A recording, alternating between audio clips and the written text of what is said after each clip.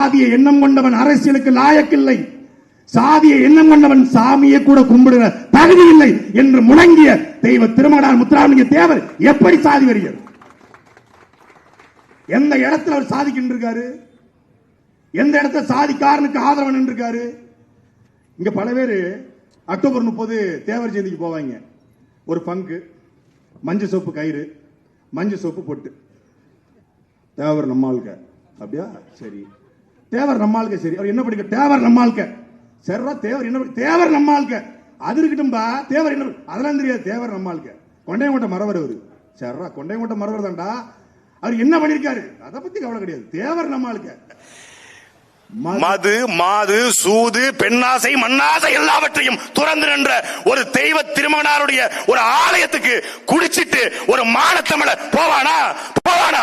போவதை ஒரு மானத்தமிழன் ஒரு கட்சி வச்சு எவனாவது அனுமதிப்பானா? குடிச்சிட்டு போய் அந்த தேவ திருமகனாருடைய பசுமொன் நினைவிடத்துல குடிச்சிட்டு ஆட்டம் போடுறது, தலையில மஞ்சள் சொப்பு துண்டை கொட்டிட்டு ஒரே ஆட்டம் போடு, தேவர் தேவர் அவர். இது என்னடா? இதுவல்ல.